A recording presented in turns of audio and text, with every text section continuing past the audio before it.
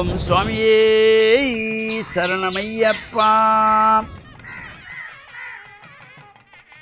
லோகவீரம் மகாபூஜ்யம் சர்வரக்ஷாகரம் விபும் பார்வதி கிருதயானந்தம் சாஸ்தாரம் பிரணமாம்யகம். சுவாமியே சரணமையப்பா. மேன்மைகள் சைவ நீதி விளங்குக உலகமெல்லாம்.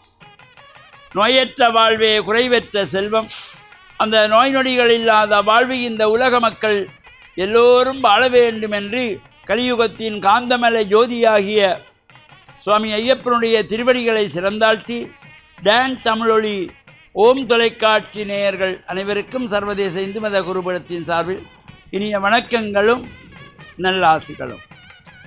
என்றும் மங்களகரமான குரோதி வருஷம் மார்கழி மாதம் 28ஆம் நாள் 12/1/2025 ஞாயிற்றுக்கிழமை.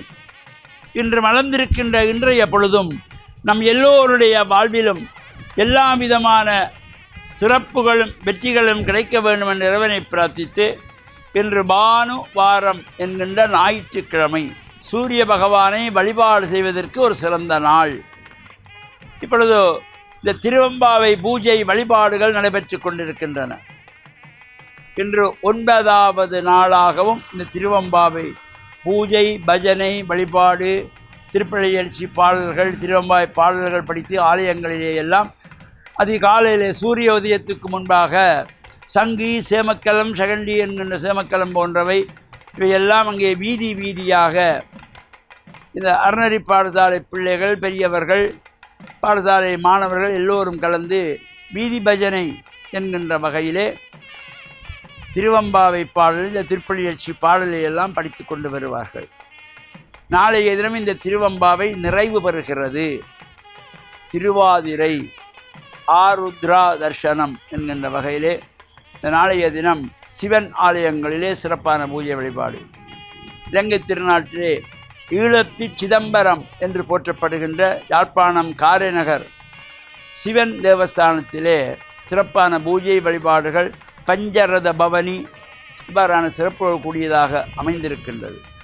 எனவே இந்த திருவம்பாவையிலே காலை வேளையிலே எல்லோரும் சென்று இந்த பஜனை பாடல் வீதி பஜனையிலே கலந்து கொள்வார்கள். வீதி வீதியாக சென்று பாடல்கள் பாடிக்கொள்வார்கள். ஆதியும் அந்தமும் இல்லா அரும்பெரும் ஜோதியை என்றெல்லாம் இந்த பாடல்கள் ஒவ்வொன்றுமே அங்கே பாடிக்கொண்டு வருவார்கள். அதிலே திருப்பள்ளி எழுச்சி பாடலிலே ஒவ்வொரு வீதி வீதியாக சென்று ஒவ்வொருவரையும் தூக்கத்திலிருந்து எழுப்புவதாக கூவின பூங்குயில் கூவின கோழி குறுகுகள் இயம்பின சங்கம் என்றெல்லாம் இந்த வீதி வீதியாக சென்று திருப்பள்ளி எழுச்சி திருவம்பாவை பாடல்களை எல்லாம் பாராயணம் செய்து அறநெறி பாடசாலை பிள்ளைகள் எல்லாம் சமய நெறியிலே நின்று வழிபாடு செய்கின்ற வகையிலும் அந்த 21 பாடல்களுக்கும் அங்கே வெற்றிலை பழம் தேங்காய் உடைத்து வைக்கப்பட்டு பூஜிக்கப்பட்டு பாராயணம் செய்கின்ற சிறப்போடு இன்று இரவு பல இடங்களிலே இந்த நடேசர் அபிஷேகம் நடைபெறும். இந்த திருவாதிரை முன்னிட்டு நடேசர் அபிஷேகம். நாளை காலையிலே இந்த 10வது நாள் திருவம்பாவையிலே ஆருத்ரா தர்சனம், இரவு நடேசர் அபிஷேகம், காலையிலே நடேச பெருமான் உற்சவம். இவ்வாறு சிறப்பு கூடியதாக யாழ்ப்பாணம் ஈழத்தி சிதம்பரம் என்று போற்றுகின்ற காரைநகர் சிவன் கோவிலிலே பள்ளி விமர்சையாக பஞ்சரத பவனியோடு கூடியதான உற்சவம் நடைபெறும். ஏனே யாழ்ப்பாணம் நல்லூர் சிவன் கோவில், யாழ்ப்பாணம் பட்டணம் சிவன் கோவில் என்கின்ற வைத்தீஸ்வரர் சிவனாலயம், புலோலி பசுபதீஸ்வரர் சிவன் கோவில், ஆபரங்கால் சிவன் கோவில், புத்தூர் சிவன் கோவில் என்று பல சிவன் ஆலயங்களிலும் கொழும்பு தலைநகரில் உள்ள கொச்சிக்கடை பொன்னம்பராணீஸ்வரர் ஆலயம் இவ்வாறான ஆலயங்களோடு திருகோணமலை கோணேஸ்வரர் கோவில், திருகோணமலை தம்பலகாமம் ஆதிகோணநாயகர் இவ்வாறு அனைத்து சிவன் ஆலயங்களும் சிறப்பான பூஜை வழிபாடுகள் நடைபெறும். இந்த பூஜைகளும் கலந்து இறையருளை பெறுவதோடு சபரிமலை யாத்திரை சென்றுள்ள ஐயப்ப பக்தர்கள் எல்லாம் ஐயப்பனை வேண்டி பிரார்த்தனை செய்து இன்னும் 3 நாளிலே ஐயப்பனுடைய விரதத்தை எல்லாம் பூர்த்தி செய்கின்ற வகையிலே நாளை மறுநாள் மகர யோதி தரிசனம் அது நடைபெறுகின்ற வகையிலே செல்லுகின்ற அனைத்து சுவாமிகளுக்கும் ஐயப்பனோடு கிடைக்க வேண்டும். இந்த திருவம்பாவை பூஜை வழிபாடுகளில் கலந்து கொள்கின்ற அனைத்து அடியார்களுக்கும் இறையருளெல்லாம் பூர்ணமாக கிடைக்க வேண்டும் என்று பிரார்த்தித்து டான் தமிழொலி ஓம் தொலைக்காட்சி நேயர்கள் அனைவருக்கும் சர்வதேச இந்து மத குருபீடத்தின் சார்பில் நல்ல ஆசிகளை கூறிக்கொள்வதில் மனமகிழ்வு கொள்கிறோம். சர்வே ஜனாக சுக்கினோ பவந்து. சுபம்.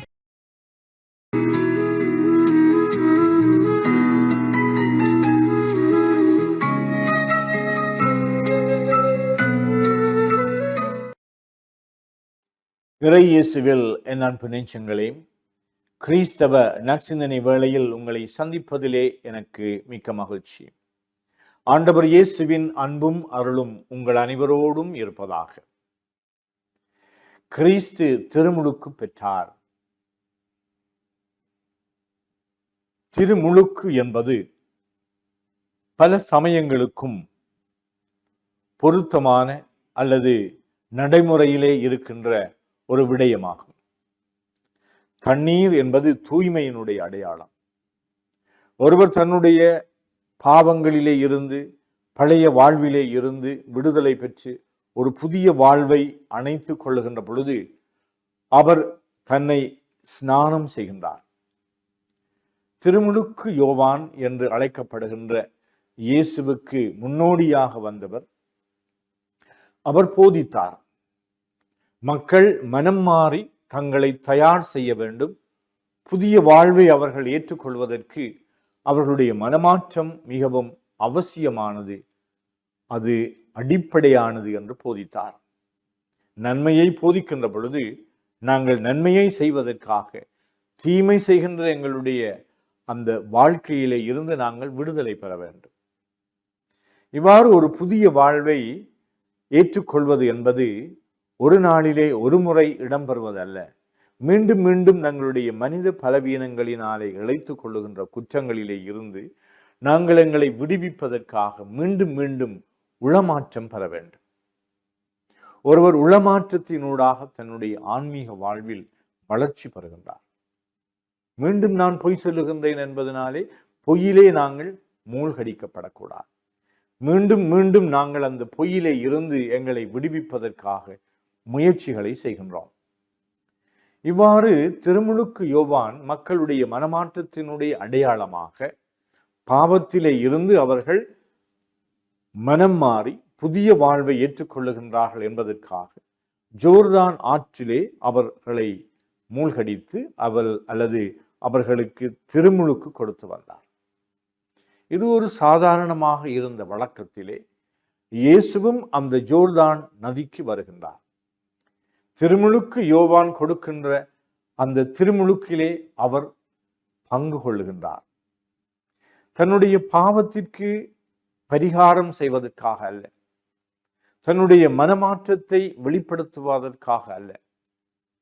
அவருடைய திருமுழுக்கை பற்றி பேசுகின்ற பொழுது நற்செய்தியாளர்கள் இயேசு தன்னுடைய வாழ்வில் மக்களுடைய பாவங்களை சுமந்தவராக, இந்த மக்களோடு மக்களாக பாவியர்களோடும் தன்னை கலந்து கொள்ளுகின்ற அவருடைய ஒத்துணர்வையும் அவருடைய தாழ்ச்சியையும் இந்த மக்களை ஈடேற்றுவதற்காக விடுவிப்பதற்காக மக்களோடு தன்னை இணைத்து கொண்டார் என்பதையும் வெளிப்படுத்தும் முகமாக இந்த திருமுழுக்கை பெறுகின்றார். ஆனால் இந்த தண்ணீர் திருமுழுக்கு, தண்ணீரினால் பெறுகின்ற இந்த ஸ்நானம் இயேசுவினுடைய திருமுழுக்கிலே ஒரு புதிய வடிவத்தை எடுக்கின்றது. அவருடைய திருமுழுக்கின் பொழுது தூய ஆவியானவர் பொழியப்பட்டார் என்று நற்செய்தியில் கூறுகின்றது.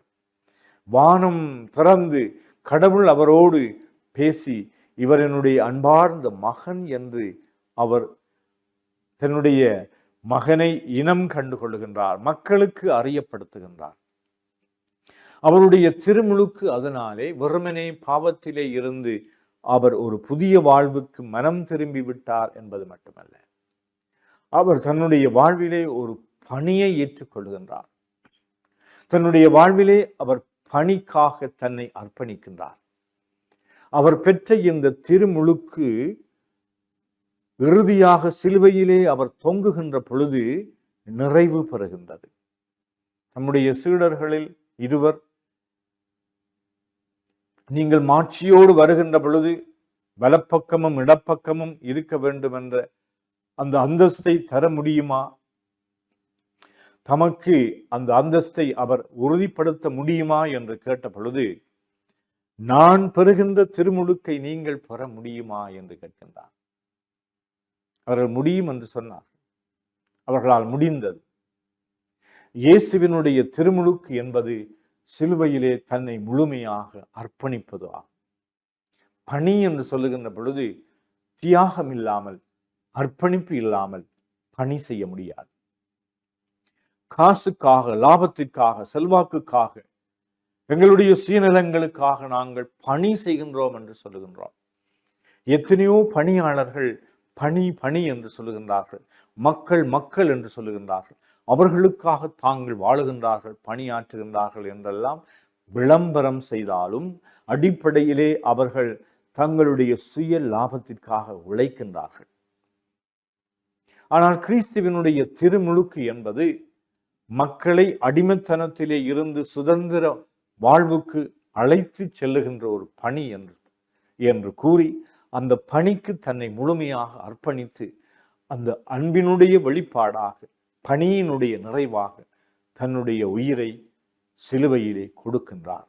அதுதான் அவர் பெற்ற திருமுழுக்கு ஆகும். அந்த திருமுழுக்கிலே நானும் நீங்களும் பங்கு கொள்வதற்காக அழைக்கப்பட்டிருக்கின்றோம். அன்றொரு நாள் திருமுழுக்கை நாங்கள் பெறுகின்ற பொழுது எங்களுடைய தலையிலே தண்ணீர் ஊற்றப்படுகின்றது. பாவத்திலே இருந்து, அடிமை வாழ்விலே இருந்து நாங்கள் புதிய வாழ்வை ஏற்றுக்கொள்ள வேண்டும் என்று அழைக்கப்படுகின்றோம்.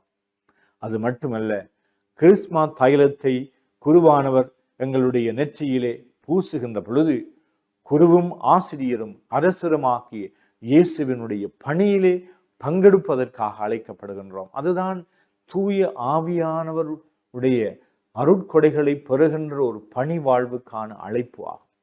திருமுழுக்கு என்பது ஒரு அழைப்பு. நானும் நீங்களும் பெற்றுக்கொண்ட இந்த அழைப்புக்கு நாங்கள் பிரமாணிக்கமாக இருக்க, ஆண்டவர் இயேசுவினுடைய பணி வாழ்வு எங்களுக்கு ஒரு முன்னோடியாக, எங்களுக்கு ஒரு மேல்வரி சட்டமாக அமைவதற்கு இந்த நாளிலே இயேசுவினுடைய திருமுழுக்கை கொண்டாடுகின்ற நாங்கள் அனைவரும் எங்களுடைய திருமுழுக்கினுடைய அர்ப்பண வாழ்வை புதுப்பித்து கொண்டு ஆண்டவர் இயேசுவினுடைய அடிச்சுவடுகளிலே நாங்களும் நடப்பதற்கு இறைவன் எங்கள் அனைவருக்கும் அருள் கூறுவாராக. ஆமென்.